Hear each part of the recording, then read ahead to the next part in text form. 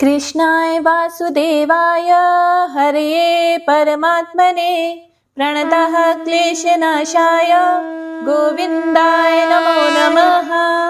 हरे कृष्णा। जय श्री हरि। आप सभी भक्तों का दिन शुभ हो।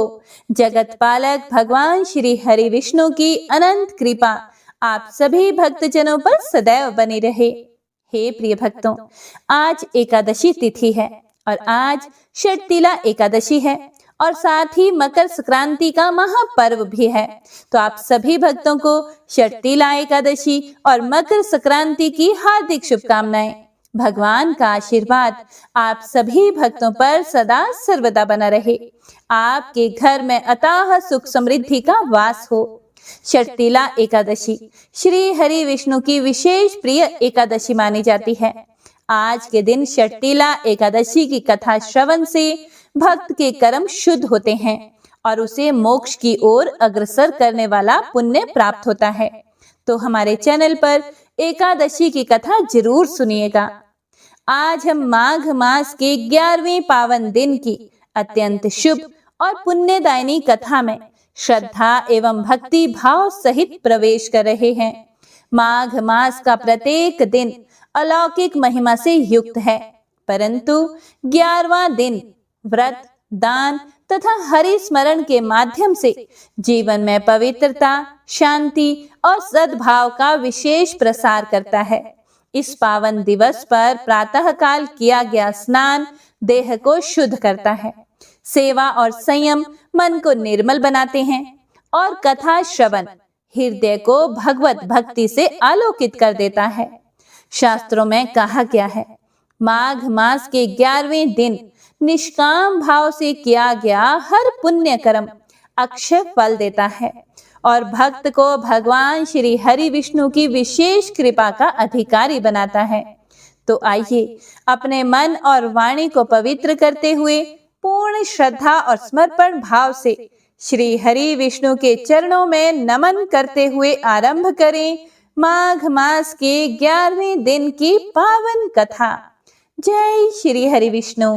परीक्षित श्री सुखदेव जी से बोले कि आप योगियों के परम गुरु हैं, इसीलिए मैं आपसे परम सिद्धि के स्वरूप और साधन के संबंध में प्रश्न कर रहा हूँ। जो पुरुष सर्वथा मरणासन है उसको क्या करना चाहिए? हे भगवान, और साथ ही यह भी बतलाइए कि मनुष्य मात्र को क्या करना चाहिए?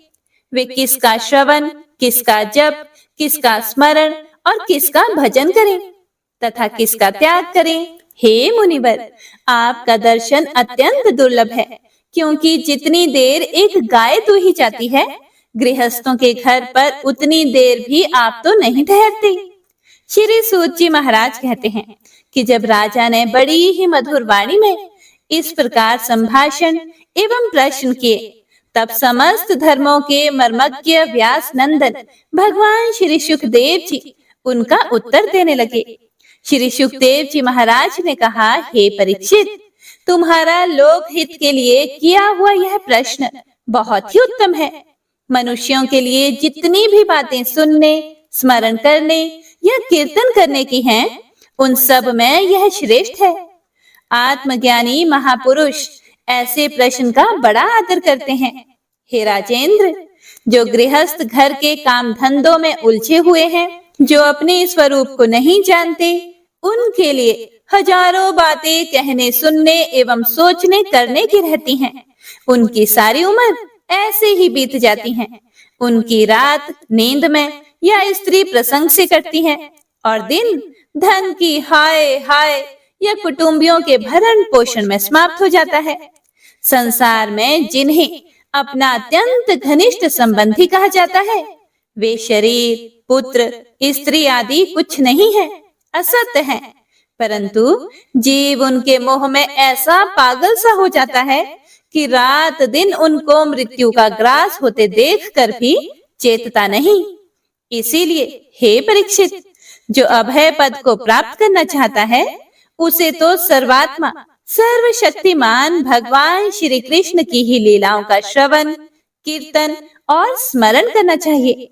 मनुष्य जन्म का यही इतना ही लाभ है कि चाहे जैसे हो ज्ञान से, भक्ति से अथवा अपने धर्म की निष्ठा से जीवन को ऐसा बना लिया जाए कि मृत्यु के समय भगवान की स्मृति अवश्य बनी रहे। हे परीक्षित, जो निर्गुण स्वरूप में स्थित हैं एवं विधि निषेध की मर्यादा को लांघ चुके हैं, वे बड़े बड़े ऋषि मुनि भी प्राय भगवान के अनंत कल्याणमय गुण गणों के वर्णन में रमे रहते हैं। द्वापर के अंत में एक भगवत रूप अथवा वेद तुल्य श्रीमद् भागवत नाम के महापुराण का अपने पिता श्री कृष्ण द्वैपायन से मैंने अध्ययन किया था। हे राजऋषि, मेरी निर्गुण स्वरूप परमात्मा में पूर्ण निष्ठा है, फिर भी भगवान श्री कृष्ण की मधुर लीलाओं ने बलात् मेरे हृदय को अपनी ओर आकर्षित कर लिया है। यही कारण है कि मैंने इस पुराण का अध्ययन किया। तुम भगवान के परम भक्त हो, इसीलिए तुम्हें मैं इसे सुनाऊंगा। जो इसके प्रति श्रद्धा रखते हैं, उनकी शुद्ध चित्तवृत्ति भगवान श्री कृष्ण के चरणों में अनन्य प्रेम के साथ बहुत शीघ्र लग जाती है। जो लोग लोक या परलोक की किसी भी वस्तु की इच्छा रखते हैं या इसके विपरीत संसार में दुख का अनुभव करके जो उससे विरक्त हो गए हैं और निर्भय मोक्ष पद को प्राप्त करना चाहते हैं, उन साधकों के लिए तथा योग संपन्न सिद्ध ज्ञानियों के लिए भी समस्त शास्त्रों का यही निर्णय है कि वे भगवान के नामों का प्रेम से संकीर्तन करें। अपने कल्याण साधन की ओर से असावधान रहने वाले पुरुष की वर्षों लंबी आयु भी अनजान में ही व्यर्थ बीत जाती है। उससे क्या लाभ? सावधानी से ज्ञान पूर्वक बिताई हुई घड़ी 2 घड़ी भी श्रेष्ठ है, क्योंकि उसके द्वारा अपने कल्याण की चेष्टा तो की जा सकती है। हे राजऋषि, खटवांग अपनी आयु की समाप्ति का समय जानकर 2 घड़ी में ही सब कुछ त्याग कर भगवान के अभय पद को प्राप्त हो गए। हे परीक्षित, अभी तो तुम्हारे जीवन की अवधि 7 दिन की है और इस बीच में ही तुम अपने परम कल्याण के लिए जो कुछ भी करना चाहिए सब कर लो। मृत्यु का समय आने पर मनुष्य घबराए नहीं। उसे चाहिए कि वह वैराग्य के शस्त्र से शरीर और उससे संबंध रखने वालों के प्रति ममता को काट डाले। धैर्य के साथ घर से निकलकर पवित्र तीर्थ के जल में स्नान करें और पवित्र तथा एकांत स्थान में विधि पूर्वक आसन लगाकर बैठ जाए और उसके बाद परम पवित्र अ उ म इन 3 मात्राओं से युक्त प्रणव का मन ही मन जप करें। प्राणवायु को वश में करके मन का दमन करें और एक क्षण के लिए भी प्रणव को ना भूलें। बुद्धि की सहायता से मन के द्वारा इंद्रियों को उनके विषयों से हटा ले और कर्म की वासनाओं से चंचल हुए मन को विचार के द्वारा रोक कर भगवान के मंगलमय रूप में लगाए। स्थिर चित्त से भगवान के श्री विग्रह में से किसी एक अंग का ध्यान करें। इस प्रकार एक एक अंग का ध्यान करते करते विषय वासना से रहित मन को पूर्ण रूप से भगवान में ऐसा तल्लीन कर दे कि फिर और किसी विषय का चिंतन ही ना रहे। वही भगवान विष्णु का परम पद है, जिसे प्राप्त करके मन भगवत प्रेम रूप आनंद से भर जाता है। यदि भगवान का ध्यान करते समय मन रजोगुण से विक्षिप्त या तमोगुण से मूढ़ हो जाए तो घबराए नहीं। धैर्य के साथ योग धारणा के द्वारा उसे वश में करना चाहिए, क्योंकि धारणा उक्त दोनों गुणों के दोषों को मिटा देती है। धारणा स्थिर हो जाने पर ध्यान में जब योगी अपने परम मंगलमय आश्रय अर्थात भगवान को देखता है, तब उसे तुरंत ही भक्ति योग की प्राप्ति हो जाती है। फिर परीक्षित ने पूछा, हे ब्राह्मण, धारणा किस साधन से किस वस्तु में किस प्रकार की जाती है और उसका क्या स्वरूप माना गया है, जो शीघ्र ही मनुष्य के मन का मैल मिटा देती है? फिर श्री सुखदेव जी ने कहा कि हे परीक्षित, आसन, श्वास, आसक्ति और इंद्रियों पर विजय प्राप्त करके फिर बुद्धि के द्वारा मन को भगवान के स्थूल रूप में लगाना चाहिए। यह कार्य रूप संपूर्ण विश्व जो कुछ कभी था या होगा, सब का सब जिसमें दिख पड़ता है, वही भगवान का स्थूल से स्थूल और विराट शरीर है। जल, अग्नि, वायु, आकाश, अहंकार, महतत्व और प्रकृति, इन 7 आवरणों से घिरे हुए इस ब्रह्मांड शरीर में जो विराट पुरुष भगवान है, वे ही धारणा के आश्रय हैं। उन्हीं की धारणा की जाती है। तत्वज्ञ पुरुष उनका इस प्रकार वर्णन करते हैं।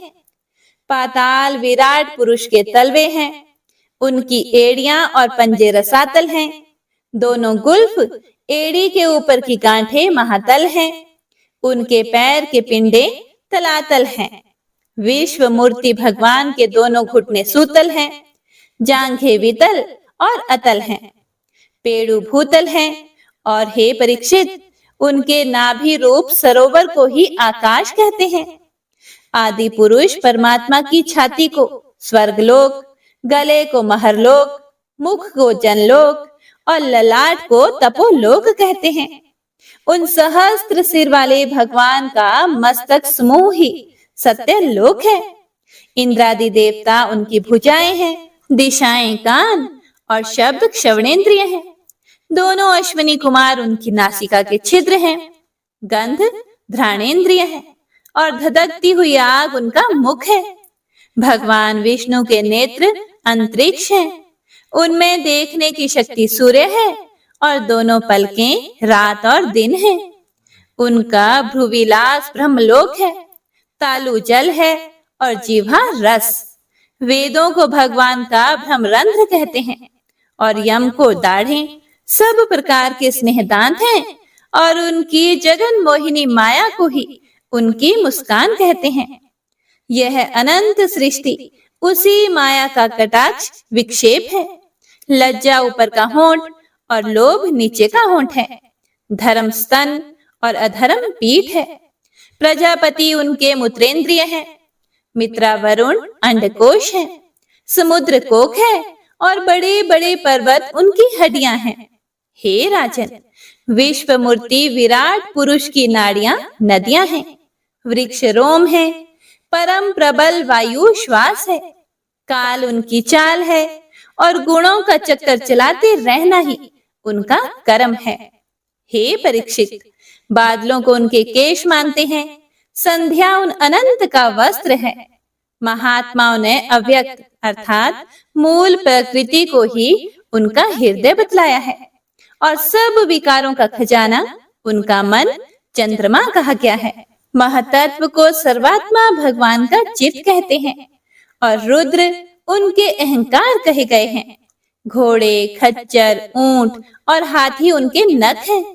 वन में रहने वाले सारे मृग और पशु उनके कटी प्रदेश में स्थित हैं। तरह तरह के पक्षी उनकी अद्भुत रचना कौशल हैं।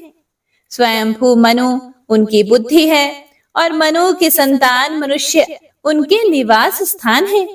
गंधर्व, विद्याधर, चारण और अप्सराएं उनके षडज आदि स्वरों की स्मृति है।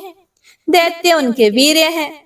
ब्राह्मण मुख, क्षत्रिय भुजाएं, वैश्य जंघाएं और शूद्र उन विराट पुरुष के चरण हैं।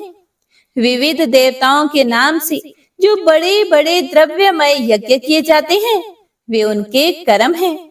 हे परीक्षित, विराट भगवान के स्थूल शरीर का यही स्वरूप है, इसीलिए मैंने तुम्हें यह सुना दिया। इसी में मुमुक्षु पुरुष बुद्धि के द्वारा मन को स्थिर करते हैं, क्योंकि इससे भिन्न और कोई वस्तु नहीं है। जैसे स्वप्न देखने वाला स्वप्नावस्था में अपने आप को ही विविध पदार्थों के रूप में देखता है, वैसे ही सबकी बुद्धि वृत्तियों के द्वारा सब कुछ अनुभव करने वाला सर्वंतर्यामी परमात्मा भी एक ही है। उन सत्य स्वरूप आनंद निधि भगवान का ही भजन करना चाहिए। अन्य किसी भी वस्तु में आसक्ति नहीं करनी चाहिए, क्योंकि यह आसक्ति जीव के अधः पतन का हेतु है। श्री सुखदेव जी कहते हैं, सृष्टि के प्रारंभ में ब्रह्मा जी ने इसी धारणा के द्वारा प्रसन्न हुए भगवान से वह सृष्टि विषयक स्मृति प्राप्त की थी, जो पहले प्रलय काल में विलुप्त हो गई थी। इससे उनकी दृष्टि अमोघ और बुद्धि निश्चयात्मिका हो गई। तब उन्होंने इस जगत को वैसे ही रचा जैसे कि यह प्रलय के पहले था। वेदों की वर्ण शैली ही इस प्रकार की है कि लोगों की बुद्धि स्वर्ग आदि निरर्थक नामों के फेर में फंस जाती है। जीव वहां सुख की वासना में स्वप्न सा देखता हुआ भटकने लगता है, लेकिन उन मायामय लोकों में कहीं भी उसे सच्चे सुख की प्राप्ति नहीं होती। इसीलिए विद्वान पुरुष को चाहिए कि वह विविध नाम वाले पदार्थों से उतना ही व्यवहार करे जितना प्रयोजनीय हो। अपनी बुद्धि को उनकी निसारता के निश्चय से परिपूर्ण रखे और एक क्षण के लिए भी असावधान ना हो। यदि संसार के पदार्थ प्रारब्धवश बिना परिश्रम के ऐसे ही मिल जाएं, तब उनके उपार्जन का परिश्रम व्यर्थ समझकर उनके लिए कोई प्रयत्न ना करें। जब जमीन पर सोने से काम चल सकता है, तब पलंग के लिए प्रयत्न करने से क्या प्रयोजन। जब भुजाएं अपने आप को भगवान की कृपा से स्वयं ही मिली हुई है, तब तकियों की क्या आवश्यकता। जब अंजलि से काम चल सकता है, तब बहुत से बर्तन क्यों बटोरे। वृक्ष की छाल पहनकर या वस्त्रहीन रहकर भी यदि जीवन धारण किया जा सकता है, तो वस्त्रों की क्या आवश्यकता। पहनने को क्या रास्ते में चिथड़े नहीं है। भूख लगने पर दूसरों के लिए ही शरीर धारण करने वाले वृक्ष क्या फल फूल की भिक्षा नहीं देते। जल चाहने वालों के लिए नदियां क्या बिल्कुल सूख गई हैं? रहने के लिए क्या पहाड़ों की गुफाएं बंद कर दी गई हैं? अरे भाई, सब ना सही, क्या भगवान भी अपने शरणागतों की रक्षा नहीं करते। ऐसी स्थिति में बुद्धिमान लोग भी धन के नशे में चूर घमंडी धनियों की चापलूसी क्यों करते हैं। इस प्रकार विरक्त हो जाने पर अपने हृदय में नित्य विराजमान स्वतः सिद्ध आत्म स्वरूप परम प्रियतम परम सत्य जो अनंत भगवान है, बड़े प्रेम और आनंद से दृढ़ निश्चय करके उन्हीं का भजन करो, क्योंकि उनके भजन से जन्म मृत्यु के चक्र में डालने वाले अज्ञान का नाश हो जाता है। पशुओं की बात तो अलग है, परंतु मनुष्यों में भला ऐसा कौन है जो लोगों को इस संसार रूप वैतरणी नदी में गिरकर अपने कर्म जन्य दुखों को भोगते हुए देखकर भी भगवान का मंगलमय चिंतन नहीं करेगा। इन असत विषय भोगों में ही अपने चित्त को भटकने देगा। कोई कोई साधक अपने शरीर के भीतर हृदयाकाश में विराजमान भगवान के प्रादेश मात्र स्वरूप की धारणा करते हैं। वे ऐसा ध्यान करते हैं कि भगवान की चार भुजाओं में शंख, चक्र, गदा और पद्म हैं। उनके मुख पर प्रसन्नता झलक रही है। कमल के समान विशाल और कोमल नेत्र हैं। कदम के पुष्प की केसर के समान पीला वस्त्र धारण किए हुए हैं। भुजाओं में श्रेष्ठ रत्नों से जड़े हुए सोने के बाजूबंद शोभायमान है। सिर पर बड़ा ही सुंदर मुकुट और कानों में कुंडल है, जिनमें जड़े हुए बहुमूल्य रत्न जगमगा रहे हैं। उनके चरण कमल योगेश्वरों के खिले हुए हृदय कमल की कर्णिका पर विराजित है। उनके हृदय पर श्रीवत्स का चिन्ह एक सुनहरी रेखा है। गले में कौस्तुभ मणि लटक रही है। वक्ष स्थल कभी न कुम्हलाने वाली वनमाला से घिरा हुआ है। वे कमर में करधनी, उंगलियों में बहुमूल्य अंगूठी, चरणों में नूपुर और हाथों में कंगन आदि आभूषण धारण किए हुए हैं। उनके बालों की लटें बहुत चिकनी, निर्मल, घुंघराली और नीली हैं। उनका मुख कमल मंद मंद मुस्कान से खिल रहा है। लीलापूर्ण उन्मुक्त हास्य और चितवन से शोभायमान बोहों के द्वारा वे भक्त जनों पर अनंत अनुग्रह की वर्षा कर रहे हैं। जब तक मन इस धारणा के द्वारा स्थिर ना हो जाए, तब तक बार बार इन चिंतन स्वरूप भगवान को देखते रहने की चेष्टा करनी चाहिए। भगवान के चरण कमलों से लेकर उनके मुस्कान युक्त मुख कमल पर्यंत समस्त अंगों की एक एक करके बुद्धि के द्वारा धारणा करनी चाहिए। जैसे जैसे बुद्धि शुद्ध होती जाएगी, वैसे वैसे मन स्थिर होता जाएगा। जब एक अंग का ध्यान ठीक ठीक होने लगे, तब उसे छोड़कर दूसरे अंग का ध्यान करना चाहिए। ये विश्वेश्वर भगवान दृश्य नहीं, दृष्टा है। सगुण निर्गुण सब कुछ इन्हीं का स्वरूप है। जब तक इनमें अनन्य प्रेममय भक्ति योग ना हो जाए, तब तक साधक को नित्य नैमित्तिक कर्मों के बाद एकाग्रता से भगवान के उपर्युक्त स्थूल रूप का ही चिंतन करना चाहिए। हे परीक्षित, जब योगी पुरुष इस मनुष्य लोक को छोड़ना चाहे, तब देश और काल में मन को ना लगाएं। सुख पूर्वक स्थिर आसन से बैठकर प्राणों को जीतकर उसके बाद अपनी निर्मल बुद्धि से मन को नियमित करके मन के साथ बुद्धि को क्षेत्रज्ञ में और क्षेत्रज्ञ को अंतरात्मा में लीन कर दे। फिर अंतरात्मा को परमात्मा में लीन करके धीर पुरुष उस परम शांतिमय अवस्था में स्थित हो जाए। फिर उसके लिए कोई कर्तव्य शेष नहीं रहता। इस अवस्था में सत्व गुण भी नहीं है। फिर भला रजोगुण और तमोगुण की तो बात ही क्या है। अहंकार, महतत्व और प्रकृति का भी वहां अस्तित्व नहीं है। उस स्थिति में जब देवताओं के नियामक काल की भी दाल नहीं गलती, तब देवता और उनके अधीन रहने वाले प्राणी तो रह ही कैसे सकते हैं।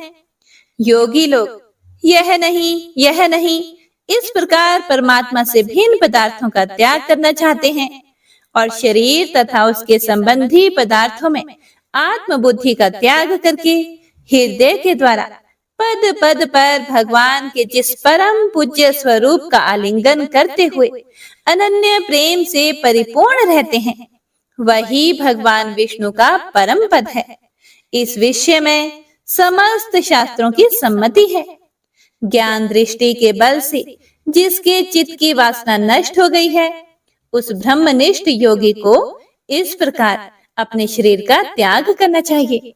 पहले एड़ी से अपनी गुदा को दबाकर स्थिर हो जाएं और फिर बिना घबराहट के प्राण वायु को षड चक्र भेदन की रीति से ऊपर ले जाएं। मनस्वी योगी को चाहिए कि नाभि चक्र मणिपूरक में स्थित वायु को हृदय चक्र अनाहत में, वहां से उदान वायु के द्वारा वक्षस्थल के ऊपर विशुद्ध चक्र में, फिर उस वायु को धीरे धीरे तालु मूल में अर्थात विशुद्ध चक्र के अग्र भाग में चढ़ा दें। उसके बाद 2 आंख, 2 कान, 2 नासा छिद्र और मुख, इन 7 छिद्रों को रोककर उस तालु मूल में स्थित वायु को भौहों के बीच आज्ञा चक्र में ले जाएं। यदि किसी लोक में जाने की इच्छा ना हो, तो आधी घड़ी तक उस वायु को वहीं रोककर स्थिर लक्ष्य के साथ सहस्त्रार में ले जाकर परमात्मा में स्थित हो जाए। इसके बाद ब्रह्मरंध्र का भेदन करके शरीर इंद्रिय आदि को छोड़ दे। हे परीक्षित, यदि योगी की इच्छा हो कि मैं ब्रह्मलोक में जाऊं, 8 सिद्धियां प्राप्त करके आकाशचारी सिद्धों के साथ विहार करूं, अथवा त्रिगुणमय ब्रह्मांड के किसी भी प्रदेश में विचरण करूं, तो उसे मन और इंद्रियों को साथ ही लेकर शरीर से निकलना चाहिए। योगियों का शरीर वायु की भांति सूक्ष्म होता है। उपासना, तपस्या, योग और ज्ञान का सेवन करने वाले योगियों को त्रिलोकी के बाहर और भीतर सर्वत्र स्वच्छंद रूप से विचरण करने का अधिकार होता है। केवल कर्मों के द्वारा इस प्रकार बेरोक टोक विचरना नहीं हो सकता। हे परीक्षित, योगी ज्योतिर्मय मार्ग सुषुम्ना के द्वारा जब ब्रह्मलोक के लिए प्रस्थान करता है, तब पहले वह आकाश मार्ग से अग्नि लोक में जाता है। वहां उसके बचे खुचे मल भी जल जाते हैं। इसके बाद वह वहां से ऊपर भगवान श्री हरि के शिशुमार नामक ज्योतिर्मय चक्र पर पहुंचता है।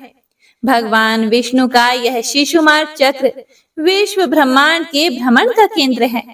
उसका अतिक्रमण करके अत्यंत सूक्ष्म एवं निर्मल शरीर से वह अकेला ही महरलोक में जाता है। वह लोक ब्रह्म वेत्ताओं के द्वारा भी वंदित है और उसमें कल्प पर्यंत जीवित रहने वाले देवता विहार करते रहते हैं।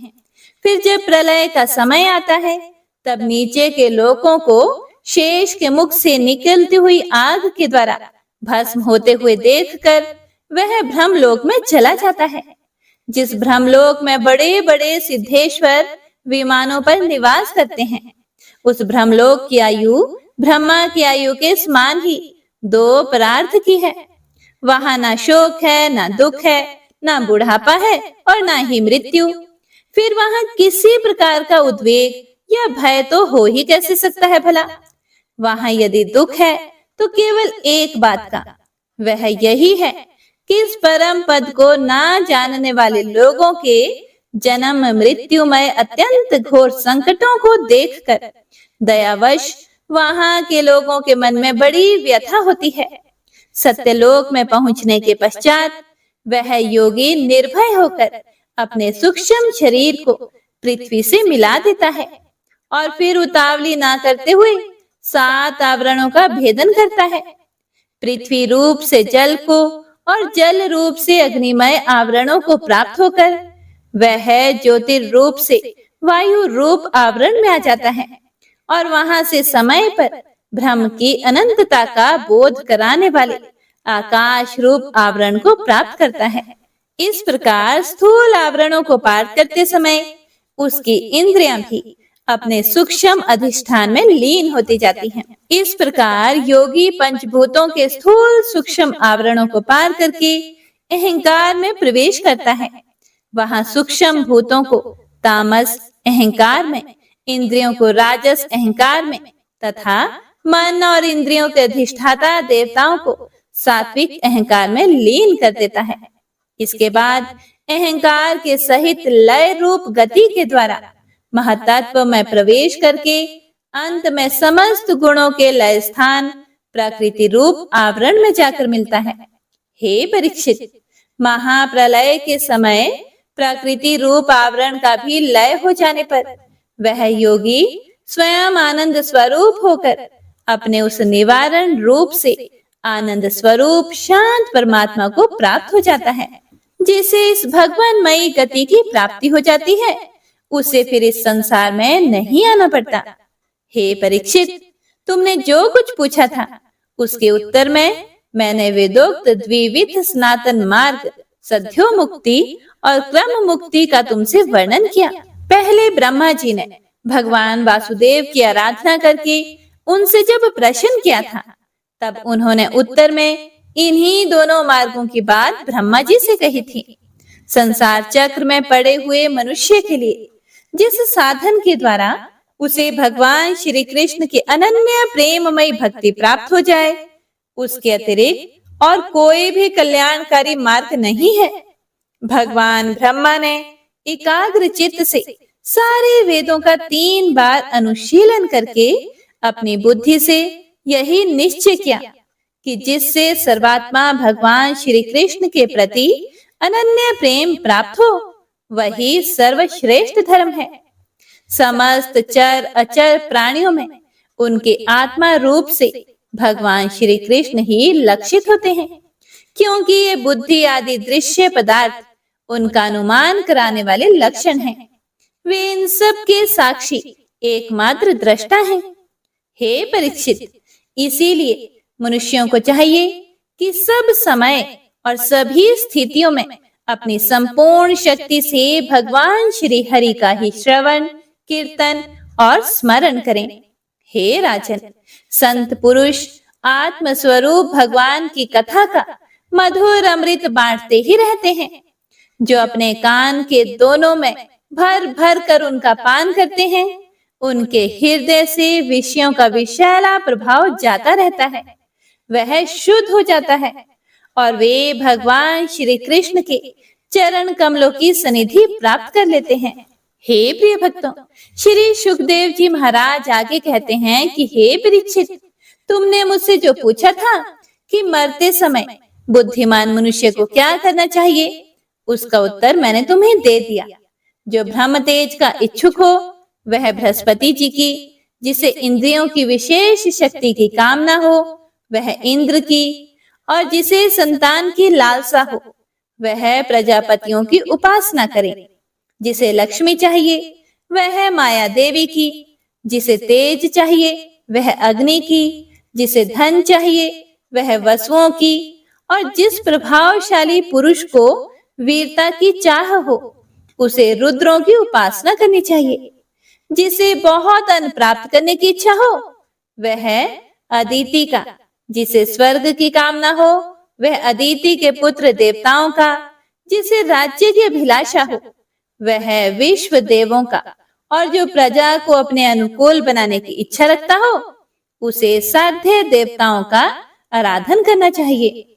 आयु की इच्छा से अश्विनी कुमारों का, पुष्टि की इच्छा से पृथ्वी का, और प्रतिष्ठा की चाह हो तो लोक माता पृथ्वी और ध्यो अर्थात आकाश का सेवन करना चाहिए। सौंदर्य की चाह से गंधर्वों की, पत्नी की प्राप्ति के लिए उर्वशी अप्सरा की, और सबका स्वामी बनने के लिए ब्रह्मा की आराधना करनी चाहिए।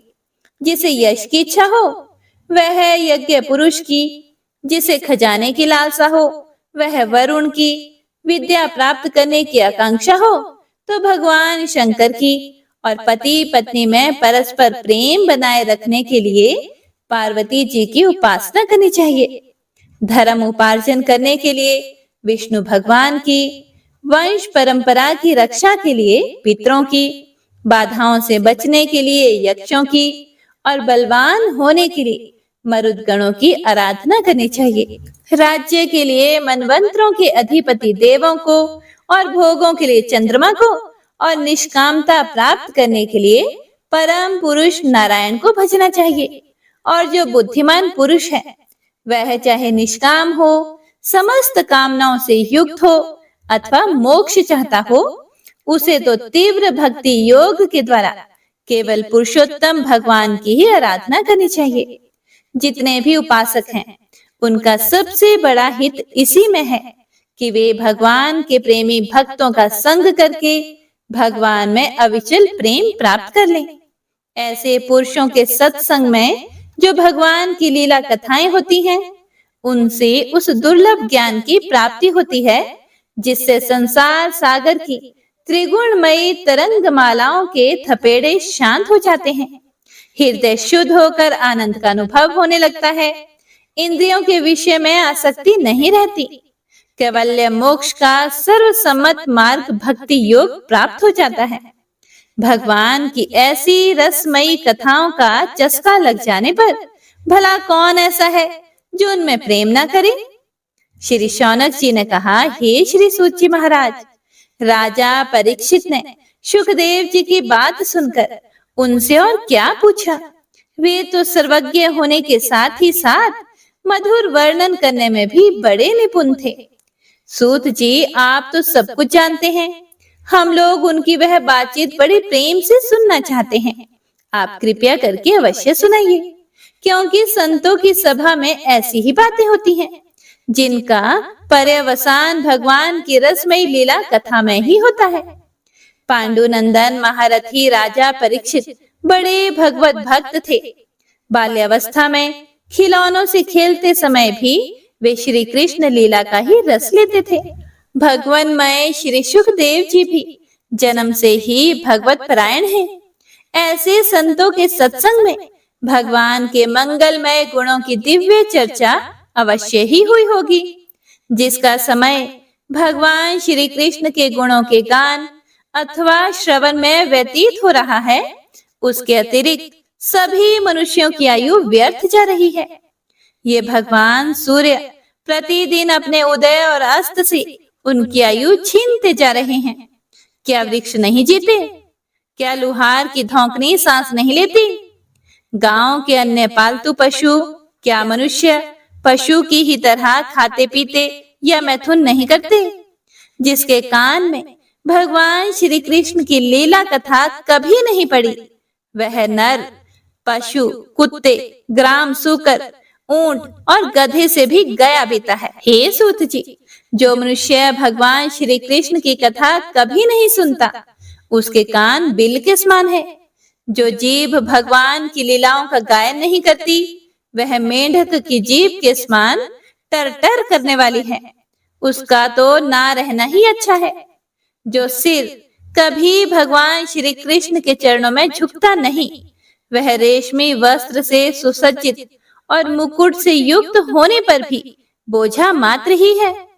जो हाथ भगवान की सेवा पूजा नहीं करते, वे सोने के कंगन से भूषित होने पर भी मूर्ति के ही हाथ हैं। जो आंखें भगवान की याद दिलाने वाली मूर्ति, तीर्थ, नदी आदि का दर्शन नहीं करती, वे मोरों की पांख में बने हुए आंखों के चिन्ह के समान निरर्थक है।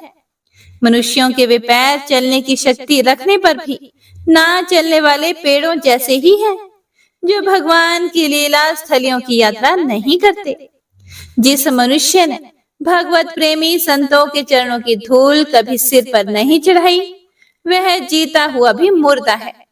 जिस मनुष्य ने भगवान के चरणों पर चढ़ी हुई तुलसी की सुगंध लेकर उसकी सराहना नहीं की, वह श्वास लेता हुआ भी श्वास रहित शव है। हे सूत जी, वह हृदय नहीं लोहा है, जो भगवान के मंगलमय नामों का श्रवण कीर्तन करने पर भी पिघल कर उन्हीं की ओर बह नहीं जाता। जिस समय हृदय पिघल जाता है, उस समय नेत्रों में आंसू छलकने लगते हैं और शरीर का रोम रोम खिल उठता है। हे प्रिय सूत जी, आपकी वाणी हमारे हृदय को मधुरता से भर देती है। इसीलिए भगवान के परम भक्त आत्मविद्या विशारद श्री सुखदेव जी ने परीक्षित के सुंदर प्रश्न करने पर जो कुछ भी कहा, वह संवाद आप कृपया करके हम लोगों को भी सुनाइए। ओम नमो नारायणाय। हे प्रिय भक्तों, तो आज की श्रीमद् भागवत कथा में बस इतना ही। तो आइए अब सुनते हैं आज की पुण्य फल देने वाली महात्म्य कथा। जय श्री हरि विष्णु। हे प्रिय भक्तों, यमदूत कहने लगा कि हे वैश्य, मनुष्य को सदैव शालिग्राम की शिला में तथा वज्र या कीट अर्थात गोमती चक्र में भगवान वासुदेव का पूजन करना चाहिए, क्योंकि सभी पापों का नाश करने वाले, सब पुण्यों को देने वाले तथा मुक्ति प्रदान करने वाले भगवान विष्णु का इसमें निवास होता है। जो मनुष्य शालिग्राम की शिला या हरि चक्र में पूजन करता है, वह अनेक मंत्रों का फल प्राप्त कर लेता है। जो फल देवताओं को निर्गुण ब्रह्म की उपासना में मिलता है, वही फल मनुष्य को भगवान शालिग्राम का पूजन करने से यमलोक को नहीं देखने देता। भगवान को लक्ष्मी जी के पास अथवा वैकुंठ में इतना आनंद नहीं आता, जितना शालिग्राम की शिला या चक्र में निवास करने में आता है। हे प्रिय भक्तों, स्वर्ण कमल युक्त करोड़ों शिवलिंग के पूजन से इतना फल नहीं मिलता, जितना एक दिन शालिग्राम के पूजन से मिलता है। भक्ति पूर्वक शालिग्राम का पूजन करने से विष्णु लोक में वास करके मनुष्य चक्रवर्ती होता है।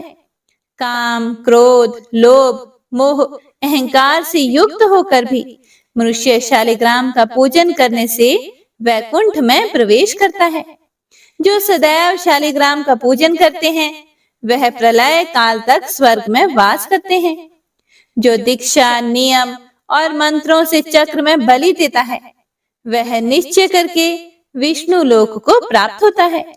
जो शालिग्राम के जल से अपने शरीर का अभिषेक करता है, वह मानो संपूर्ण तीर्थों में स्नान करता है। गंगा, रेवा, गोदावरी सबका जल शालिग्राम में वास करता है। जो मनुष्य शालिग्राम की शिला के सन्मुख अपने पिता का श्राद्ध करता है, उसके पितृ कई कल्प तक स्वर्ग में वास करते हैं। जो लोग नित्य शालिग्राम की शिला का जल पीते हैं, उनके हजारों बार पंचगव्य पीने से क्या प्रयोजन। यदि शालिग्राम की शिला का जल पिया जाए, तो सहस्त्रों तीर्थ करने से क्या लाभ। जहाँ पर शालिग्राम है, वह स्थान तीर्थ स्थान के समान ही है। वहां पर किए गए संपूर्ण दान, होम, करोड़ों गुना फल होकर प्राप्त होता है। जो एक बूंद भी शालिग्राम का जल पीता है वह माता के स्तनों का दुग्ध पान नहीं करता, अर्थात गर्भाशय में नहीं आता। शालिग्राम शिला में जो कीड़े मकोड़े एक कोस के अंतर पर मरते हैं वह भी वैकुंठ को प्राप्त होते हैं। जो फल वन में तप करने से प्राप्त होता है वही फल भगवान को सदैव स्मरण करने से प्राप्त होता है। मोहवश अनेक प्रकार के घोर पाप करने वाला मनुष्य भी भगवान को प्रणाम करने से नरक में नहीं जाता। संसार में जितने भी तीर्थ और पुण्य स्थान है भगवान के केवल नाम मात्र के कारण से प्राप्त हो जाते हैं। इति श्री माघ मास महात्म्य एकोदश अध्याय संपूर्ण। वंशी शोभित कर मधुर नील जलद तन श्याम, अरुण अधर जनु बिंब फल नयन कमल अभिराम। पूर्ण इंद्र अरविंद मुख पीतांबर शुभ साज, जय मन मोहन मदन छवि कृष्ण चंद्र महाराज। जय यदुनंदन जय जगवंदन, जय वसुदेव देवकी नंदन, जय यशोदासुत नंद दुलारे, जय प्रभु भक्तन के धृत तारे। जय नट नागर नागन थैया कृष्ण कन्हैया धेनु चरैया। पुनि नख पर प्रभु गिरिवर धारो, आओ दीनन कष्ट निवारो। वंशी मधुरे अधर धर तेरे, होवे पूर्ण मनोरथ मेरी। आओ हरि पुनि माखन चाखो, आज लाज भारत की राखो। गोल कपोल चिबुक करुणारे, मृदु मुस्कान मोहिनी डारे। रंजित राजीव नयन विशाला, मोर मुकुट वैजंती माला। कुंडल श्रवण पीत पटाछे, कटि किंकणी काछन काछे। नील जलज सुंदर तनु सोहे, छवि लखि सुर नर मुनि मन मोहे। मस्तक तिलक अलक घुंघराले, आओ कृष्ण बांसुरी वाले। करि पय पान पूत नहीं तार्यो, अका बका का सुर मार्यो। मधुवन जलत अग्नि जब ज्वाला, भय शीतल लखि तहि नंद लाला। सुरपति जब ब्रज चढ़े और साई, मोसर धार वारी वर्षाई। लगत लगत ब्रज चहन बहायो, गोवर्धन नख धारी बचायो। लखी यशोदा मन ब्रह्म अधिकाई, मुख मह 14 भुवन दिखाई। दुष्ट कंस अति उधम मचायो, कोटि कमल जब फूल मंगायो। नाथी काली यही तब तुम लीन है, चरण चिन्ह दई निर्भय कीन है। करि गोपिन संग रास विलासा, सबकी पूर्ण करी अभिलाषा। केतिक महासुर संहार्यो, कंस ही केस पकड़ी दई मार्यो। मात पिता की बंदी छुड़ाई, उग्रसेन कहा राज दिलाई। मही से मृतक चाहो सुतलायो, मातु देव की शोक मिटायो। भौमासुर मुरे दैत्य सहारी, लाए शत दश सहस कुमारी। दई भी नहीं तृण चीर सहारा, जरा सिंधु राक्षस कह मारा। असुर बकासुर आदिक मार्यो, भक्तन के तब कष्ट निवार्यो। दीन सुदामा के दुख टार्यो, तंदुल 3 मूठ मुख डार्यो। प्रेम के साग विदुर घर मांगे, दुर्योधन के मेवा त्यागे। लखी प्रेम की महिमा भारी, ऐसे श्याम दीन हितकारी। भारत के पारथ रथ हाके, लिए चक्र करे नहीं बलता के। निज गीता के ज्ञान सुनाए, भक्तन मीरा थी ऐसी मतवाली, विष पी गई बजा कर ताली। राणा भेजा सांप पिटारी, शालिग्राम बने बनवारी। निज माया तुम विधि दिखायो, उरते संश सकल मिटायो। तब शत निंदा करि तत्काला, जीवन मुक्त भयो शिशुपाला। जब ही द्रौपदी टेर लगाई, दीनानाथ लाज अब जाई। तुरत ही वसन बने नंदलाला, बढ़े चीर भई अरि मोह काला। असनाथ के नाथ कन्हैया, डूबत भंवर बचावत नैया। सुंदर दास आसुर धारी, दया दृष्टि कीजे बनवारी।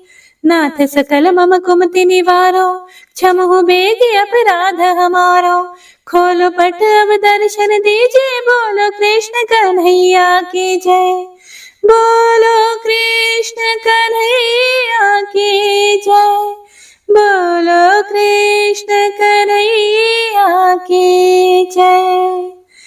यह चालीसा कृष्ण का पाठ करे उरधारी, अष्ट सिद्धि नवनिधि फल लहे पदारथ चारी।